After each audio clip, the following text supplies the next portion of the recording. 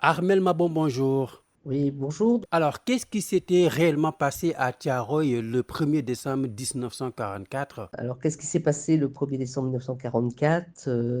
Eh bien, évidemment, nous avons toujours des zones d'ombre parce que, en tant qu'historienne, je n'ai pas accès à toutes les archives qui devraient être pourtant versées au service historique de la défense notamment. Mais, ce que l'on sait effectivement, c'est que, c'est un massacre prémédité puisque à aucun moment les officiers ont eu, leur vie en danger, à 9h30 du matin lorsque ce qu'on voit dans les archives consultables, que c'était donc des mutins qui auraient tiré les premiers et on indique bien à la mitraillette, contre les officiers avec cette répression sanglante inévitable. C'est pas comme ça que ça s'est passé. Je suppose même que, enfin, il était clairement établi, notamment dans un rapport d'un cadre de conduite qui était sur le navire le Circassia, qui indique que donc il était obligé de se positionner à un certain endroit du camp de Tiaroy, afin de laisser les automitrailleuses, réduire les rebelles. Ce qui, en termes militaires, veut bien dire une opération de tir qui était envisagée préalablement. Est-ce qu'on peut parler là de crimes commis par la France? À aucun moment, quand, ces prisonniers de guerre français ont réclamé, par exemple, un meilleur pécule, ils ont manifesté, à aucun moment, les armes se sont retournées, contre eux. Donc il y a 2 poids 2 mesures, entre le traitement qui a été accordé, à ceux qui réclamaient leurs droits au Sénégal et ce qui a été fait, pour des autres prisonniers de guerre qui réclamaient aussi un meilleur traitement.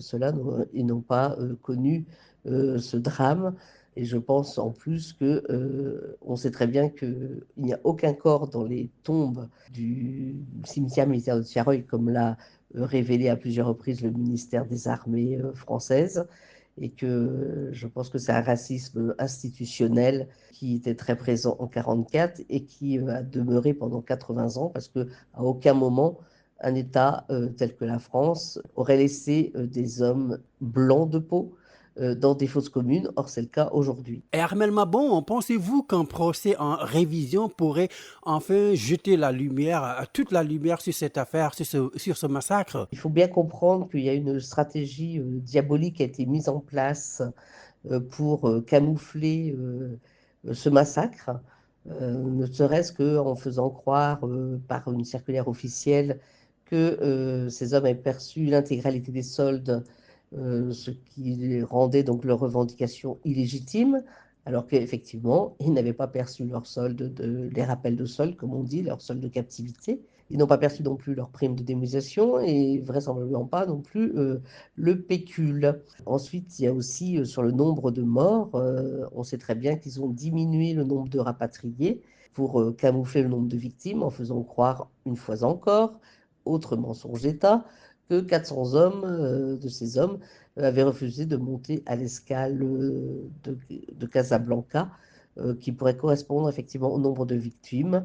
Ce sont des écritures qu'il faut, dénoncer parce qu'on ne peut admettre, ces falsifications, qui, continuent donc de retranscrire une histoire, complètement mensongère. Maintenant, en quoi la reconnaissance par la France de la vérité sur ce massacre de Tiaroy peut ouvrir la voie à un procès en révision, bref, à la manifestation de la vérité? Dans la mesure où la France a accordé la mention mort pour la France à seulement 6 de ces hommes. D'ailleurs, comment, la France a pu, accorder la mention mort pour la France alors que toutes les archives consultables parlent de mutinerie, de rébellion armée?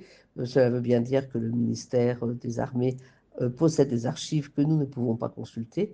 D'autres éléments d'ailleurs permettent de penser que, ces archives, que j'appelle les archives interdites, existent bien malgré les dénégations répétées du ministère des Armées aujourd'hui encore.